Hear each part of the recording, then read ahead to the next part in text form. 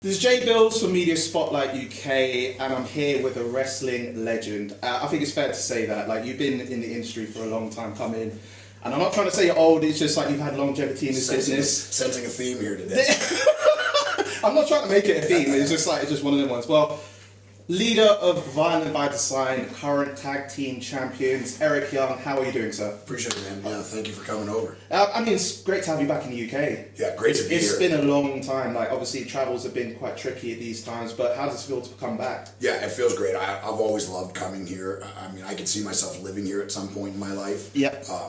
Love the culture and wrestling, especially. Like, they're fanatical about it. They're passionate, appreciative, respectful. It's an amazing place to come and wrestle and work and see the country and meet people and people like you and people I've done this media thing with. It's been amazing, man, amazing. Has there been like any sort of like touristy spots that you've been doing since your time here? No, I mean, not a lot of time for touristy stuff. Yeah. I did a really cool, actually, I've been living in Cambridge. I have a little apartment there. And, I was going to ask you that. I did a college and university walking tour with Yvonne. And Yvonne, you're not going to see this, but I love you. She's amazing. This like 70-year-old woman, just me and her hanging out for 3 hours, and she was showing me around. It was amazing. So, yeah, I mean, I definitely have walked around and saw a bunch of the city, and then made a point to see it and take it in. And I've eaten at pubs and drank plenty of beers and eaten English food. Because I was going to say, like, before we got on camera, like, you've recently become like a coffee fiend. I mean, several years ago, I didn't drink it for years and years, and I got into it, and then obviously, I mean, coffee's a big deal here. In all of Europe, it's so good. Like, I tell people, like, you can't understand how good beer and coffee, and I love them both. So, just it's like a bad combination, especially over the we talked about it earlier. I'm not going to talk about what it does. I'm not going to talk about You'll get the idea. What it does to my stomach. It doesn't do anything good, but I just can't stop myself. Yeah, because I'm hearing, if I'm correct, like, aren't you supposed to be going to like a West Ham game afterwards? Or something? Well, we had plans to do that, right? But we changed our minds. We're just going to go eat Turkish food and drink beers. Okay. Are you a West Ham fan? Yeah. I followed football. You guys I call it soccer, but we'll call it football. Soccer, I'll do my very best to call it football. Followed it, loosely followed the Premier League. It's the best league in the world, and obviously followed the World Cup.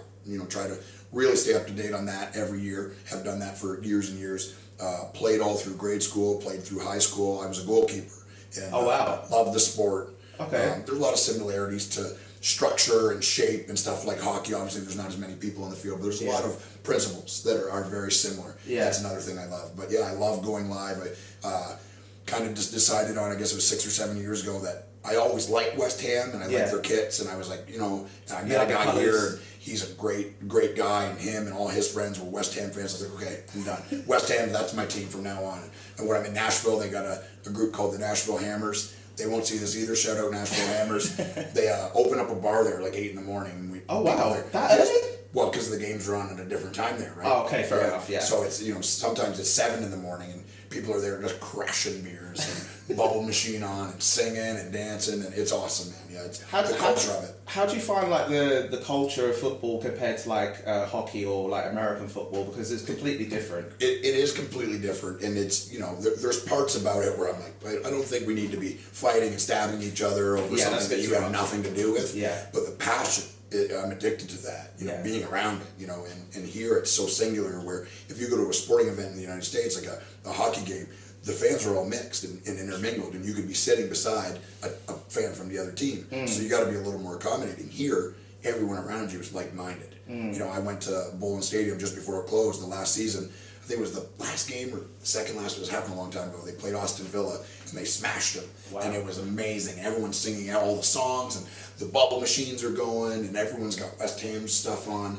I bought a couple jerseys. I bought a Noble jersey, and he scored in the game, and it was awesome. Yeah, it was such a cool experience. Haven't been to the new stadium yet, but sometime I will. So like a fellow Brit almost. I know you're from Canada, but it's almost like you're really kind of settled in the UK. Definitely. Like I'm not making it up. I love it here. I've always loved it, and I could see. I don't know if I will, but I could definitely see myself living here at some point. I'm hearing from like a little birdie, big up to Sam Blacks, that there was a rumor going around that you were actually planning to live in the UK. Like, is that true? Yeah, there was a loose plan. Right. I originally, after WrestleMania, I was working on Raw, and obviously everyone knows I wasn't doing anything. I was just kind of there. Before the coronavirus hit, I wrestled I want to say it was Tozawa. Right. I think on a main event match. We had never wrestled each other.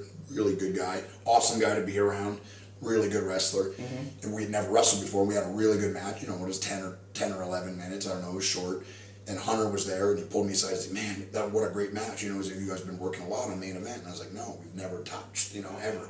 And I mean, he's always been a fan of mine and somebody that's always backed me, and I owe him a ton. He could call me right now and say, "I need you to take care of something," and almost anything I would do it for him. You know, I'm that close to him and that appreciative of who he was for me in my professional career. But the idea was I was going to go back. There was maybe a thing with Sanity or maybe something with me and Adam Cole, but I was totally ready to go back. I never really wanted to leave in the first place. Loved my time at NXT. Then the coronavirus hit, and I got fired. But part of the conversation, I said to Hunter, like, kind of when I'm done wrestling full time, you know, I thought of being like kind of like a player coach where I would still wrestle some, but it was be more to help younger guys and teach them and enhance them and have me being more of a stepping stone where they could beat me, and that's kind of a feather in their cap, and then they move forward kind of thing as like a player coach living over here. If they would help take care of get me an apartment and whatever, and me and my wife could move over here together, and it was definitely a part of a plan, and he thought it was very interesting and said maybe we could do something like that. But life's got a funny way of doing different things. That could be more possible considering now, like, we're able to move around a lot more, so it could be more possible. You never know. I mean, you're here, of course, because you're promoting your upcoming tag team title match against 7 other teams. I mean, that doesn't seem fair to you, does it? It doesn't, because you got unfair advantage. I mean, you know, congratulations on winning the tag team titles against the Good Brothers. I mean, what's your mind state going into it? Because I mean, 7 other teams, that's a whole bunch of bodies in the ring. Yeah, I mean, it's obviously it's a cool challenge. It's kind of a singular match where, you know, where one team comes and that team gets beat, and then another team comes out, the gauntlet style. Obviously, there's tons of opportunity there to tell these really cool stories with all these different teams, kind of all at once, right? It's all going to happen in one night. It's a lot to organize. Obviously, there's a lot of bodies, and you know, for us, you know, in the world of wrestling, that, you know, the odds are stacked against us. We don't have to beat one team. We got to beat technically maybe 7 other teams. And I think they'll do a random drawing to figure out who goes in and who starts, and then what the order and stuff is. I mean, the hope for us as the champions is to come in last. Yeah. But so you have more the advantage. That's the hope. But you feel fresh when you get in the ring. We don't know what will happen, and that's part of the cool part of it, the allure of it. All the different layers and the emotion and the storytelling opportunities in it are endless, right? Tag team wrestling, when it's done right, is the best wrestling. Yeah. In my opinion, you know, like, singles matches are great, and being a world champion is fantastic, but when tag wrestling is done right, like some stuff that FTR has been doing, like, off the charts, insane, and it's singular. Like, there's nothing like it on the show, even though it's still wrestling. Just the stories and the saves and the extra body and the breakups and the chance to intertwine with 2 different people is just, the storytelling elements and the emotion elements are endless in a tag match. And for me, that's what draws me to wrestling. That's what drew me to wrestling when I was a kid. And being able to tell those stories and make them memorable is a really cool part of tag wrestling. And the good thing about it is that, like, there's 3 of you, so obviously you can intertwine between each other. So you have more an advantage, and that way you have an extra member in the group. So I mean, you know, Freebird rules, New Day rules. We're calling them VBD rules. Own it, bro. You never really know what combination, and that's exciting too. That's another element of storytelling. Us as the heels, you know, like, how do you prepare? You know what I mean? Because you don't know. Maybe it's Joe and me. Maybe it's Cody and me. Maybe it's Cody and Joe. Maybe it's Joe and somebody else. Maybe it's me and somebody else that they don't even know about. So that's part of the cool storytelling elements of having 3 guys in the group and having it interchangeable. So it's exciting. It's definitely exciting. I'm looking forward to it. I mean, talking about, like, your first run in TNA and Impact, I mean, you've held numerous tag team championships. Especially one I want to touch on with Kevin Nash and Scott Hall, and of course, like, recently we've lost the fallen legend in Scott Hall. You know, a legend in the industry, like, you know, transcends everything in what we call wrestling. When you worked with the team NWO, I mean, it doesn't get any bigger than that. Like, you know, what was it like to work with Scott Hall, and what was there any advice that he bestowed upon you whilst you were working together? Yeah, I mean, for me, like, as a kid, like, growing up, like, Razor Ramon is a one of one, is a generational talent. There will never be another one. A lot of people have tried to be him, you know, mimic him and take things that he did, but he's a one of one. You know, he was just so good, so believable as a character, and so memorable. And he's like one of those guys where I say, like, he could walk into any room and someone would be like, he's somebody. Yes. You know, he has that and had that his whole career, you know, just he made the little things interesting, and that you have to have immense skill to make those things interesting. Yeah. And once he figured out who he was and he got his footing in the WWF at the time, you know, it was just magic. I mean, I was addicted to watching him. Kevin Nash was always just seemed so cool to me, you know, like I've always loved those guys. And you fast forward to them coming in as a group, and me kind of had that time kind of floating, not really doing anything of substance. And I hit it off with Kevin, and we're still very good friends to this day and talk quite often. Scott, I was not as close to him, but because I was friends with Kevin, he was very accepting of me, and he's not like that with everyone. You know what I mean? Instantly we became friends and became friendly, and I could hang around with him, and I'm traveling with him. I'm like, man, this is insane. You know what I mean? Like, I'm kind of in the NWO. It's kind of a joke at like Sanity. Yeah, for sure. People will have a picture of it. It's like, oh, remember when I was in the NWO for 6 weeks? I mean, that's what it was. And Did you have a fanboy where you had like the NWO t-shirts at any point? I never had an NWO t-shirt, but I loved the NWO. Right. I mean, when it reinvented wrestling and television wrestling how we know it. You know, the idea of surprises and people coming from other companies. That had never been done. You know, that had never been done in wrestling.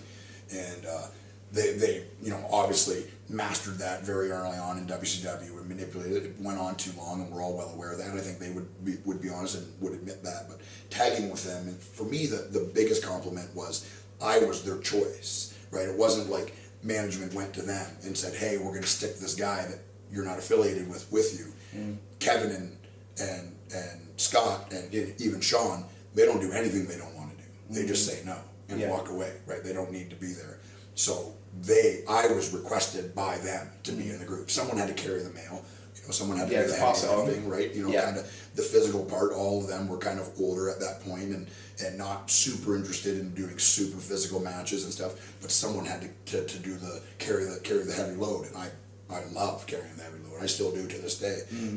So that to me is what I'll remember most. I was picked. It wasn't short-lived, but some of my. But you had the memories of that. 100%. Like, I'll never forget it as long as I live. Yeah, I mean, speaking of tag teams, I mean, you know, in NXT, Sanity, you know, do you still speak to the guys on a regular basis? Yep. Still talk to all of them. Nikki and Damo and Wolf just tagged with Wolf for the first time last Sunday for OTT in Limerick, Ireland. That's the first time we've tagged together in over 3 years. I did a match with Kings of the North, great guys, super talented, had an unbelievable tag match. Just picked right up where we left off. You know, I'll always have a relationship with those guys. I'll always be close with them.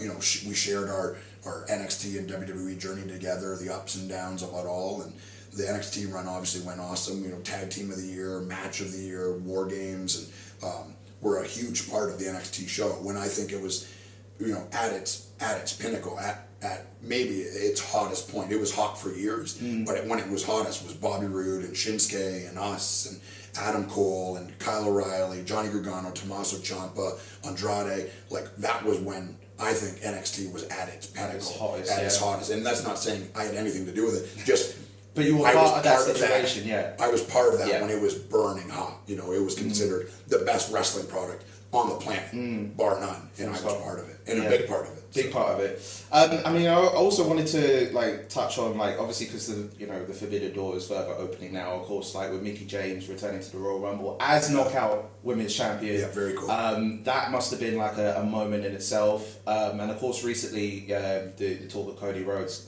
returning to WWE, coming from AEW.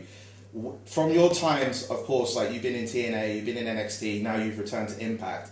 How do you feel about the whole sort of, you know, not just that you can't just stick to one, like there's loads of options now where, like, you know, it's not just one, there's so many like great choices, especially like with Cody Rhodes and Mickie James making those returns. Like, what do you think?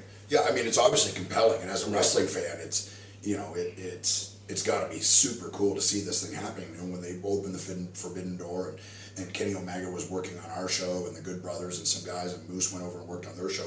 That had never happened, ever in wrestling. You know, like a company that was airing on television in the same country, working alongside another company that was airing on television. That had never happened. So I'm there. I wasn't part of it, but I'm witnessing history. I've got a torn ACL at the time.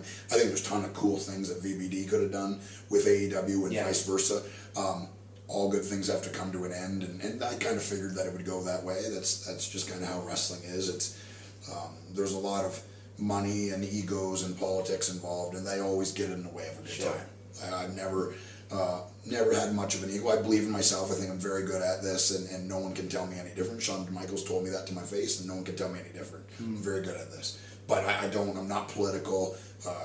I'm just not like that. I'm not geared that way. I don't have the energy for it. I don't have the time, to be honest. I don't care. I'm going, what I get in wrestling, what I've gotten in wrestling, I've earned it. And I've earned it the old way, the old fashioned way. So. Of course. I mean, it's ironic because there was like a promo that you did back in your first run in TNA that really stood out to me. I'm not sure if it was you or Samoa Joe that said about the younger guys not getting the love that they deserve, which is funny to me because obviously, you know, if briefly we'll talk about like guys like Roman Reigns and Brock Lesnar that are at the top pinnacle, and it's difficult for, you know, that roster to really elevate to be a main elite. Whereas like you guys in Impact, like you got guys like yourself, you got guys like W. Morrissey, Matt Cardona, Moose, Josh Alexander that are really holding their own as main eventers. So how do you compare the idea of like, you know, Impact holding its own to have a lot of main eventers against like a product like WWE where they're struggling to get that main event talent still? Yeah, I mean, it's just two different systems, right? It's obviously the WWE is what it is, you know, and it's the pinnacle of the sport.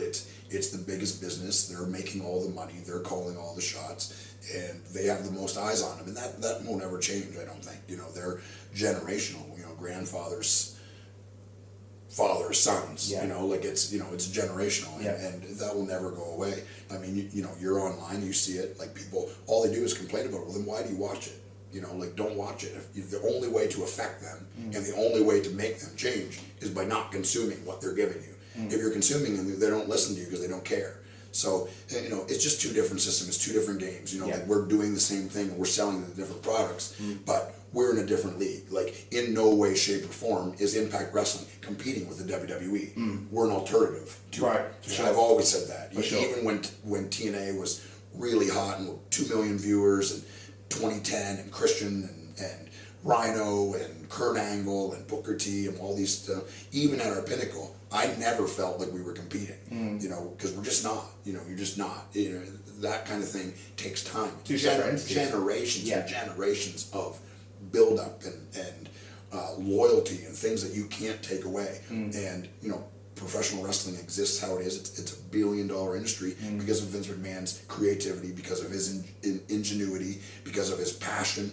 because of his creativity, because of his uncanny ability to promote, and his vision of like, this doesn't have to be regional. You know, you'd say whatever you want about him. The guy's got more losses, more wins than he's got losses. I mean, he never did me any favors, but I respect everything that he's ever done. He always treated me with respect. He always spoke to me. I don't think him firing me had anything to do with me as a person. He obviously missed on me. And I said that to his face. I said, if you can't find 10 minutes for me to do something, then you failed as a promoter. Because I'm good at all of it. I'm not the best at any one thing. And clearly Impact looks after you. Clearly. So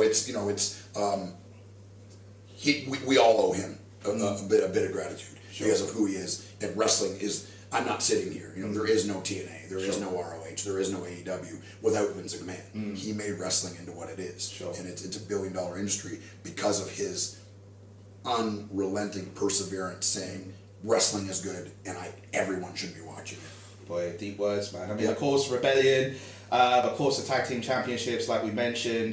You know, if you guys hold the gold by the time the night is over, would you even consider the idea of facing whoever the champion is, whether it be Moose or Josh Alexander, and it could be that VBD gets all the gold? Yeah, I mean, obviously, as a fan, as a person that's watched wrestling for, you know, definitely 3/4 of my life, I've consumed it, you know, and I still watch it. And obviously, knowing Josh for years and knowing Moose for a long time as well, like, I can't wait to get done so I can watch that match, you know, to be honest. And I don't watch a ton as much as I used to because I just don't have time for it. But I will go out of my way to watch that. I will try to be out. So you will analyze, like, you know, all the moves that they're putting in the ring. Yeah, just how they put things together. They're both guys that I respect and love to watch. And I think both of their styles mesh as well with how I work, and because we're opposites in a lot of ways.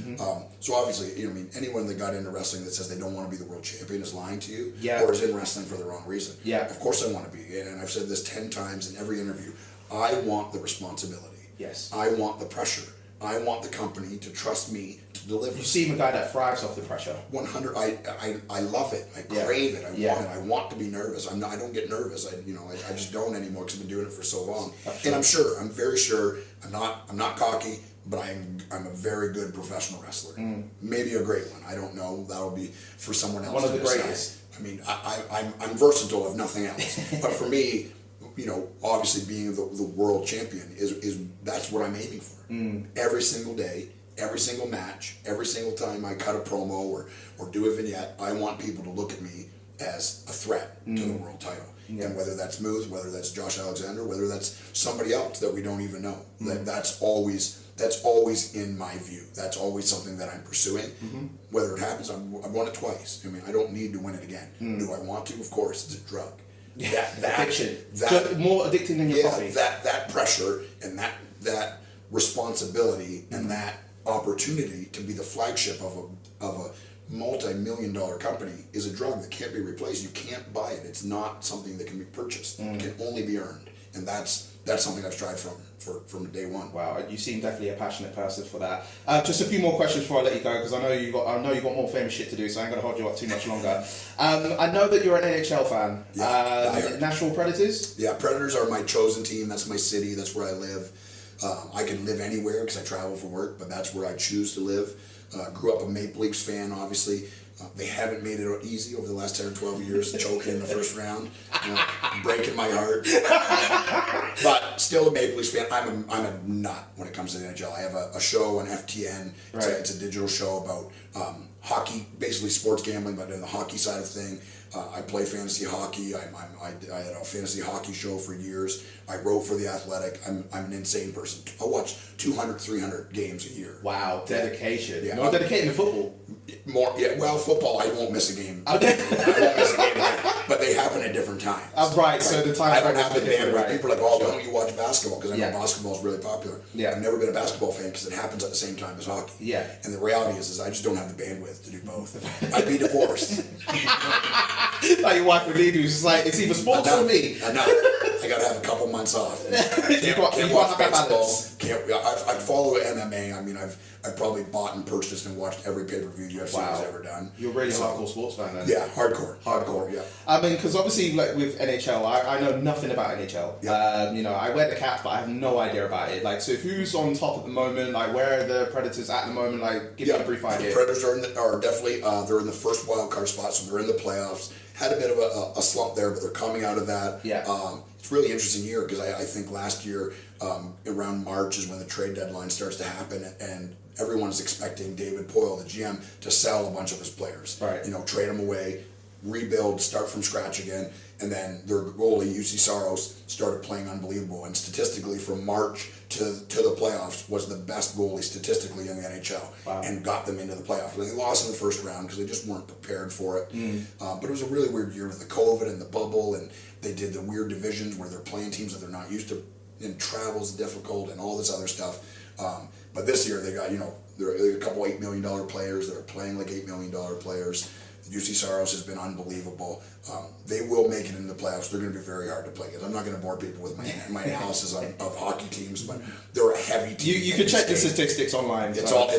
It's all there. They're a good team. They will make the playoffs, and they're going to be a headache for somebody for sure. And I spoke to W. Morrissey a couple of months ago, and I asked him this question. I wanted to ask you as well. If the crossovers were to ever happen again, like obviously Impact has crossed over with New Japan and AEW, is there a person that you've never faced that you would love the opportunity to face? Yeah, I mean, for me, like, again, it's, you know, I want the big fish. If I'm going to work somebody there, I want to work Kenny Omega. I want to work Chris Jericho. I want to work Hangman Page. I want to work those guys. Those are the people that I want to work with. I mean, but the list is a mile long. You know what I mean? Like, I've worked the Bucks a bunch of times, but we haven't worked in years. That would be a really cool tag team match.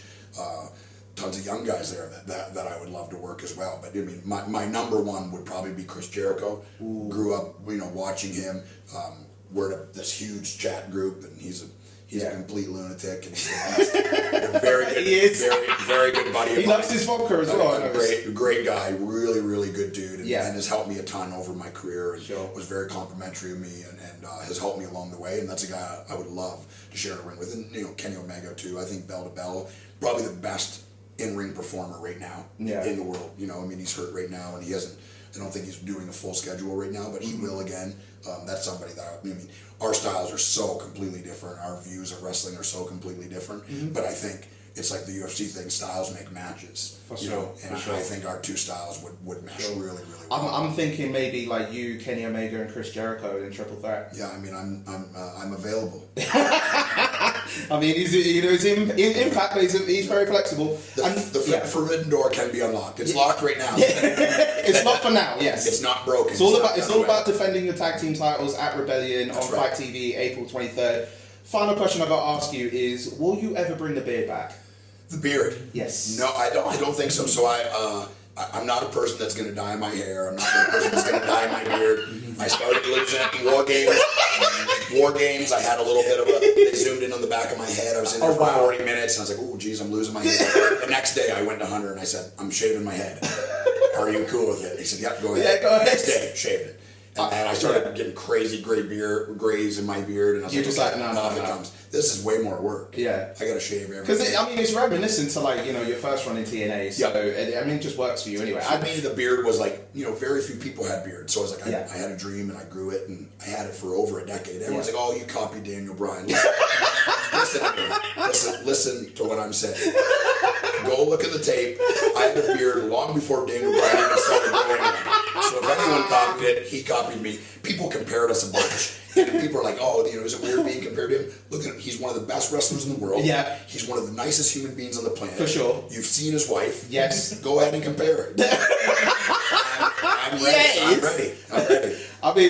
We could Bryan Danielson versus you next then. Yep. Battle over the beards or the. We did a little 6-man tag thing together, and we had a blast working with each other. Sure.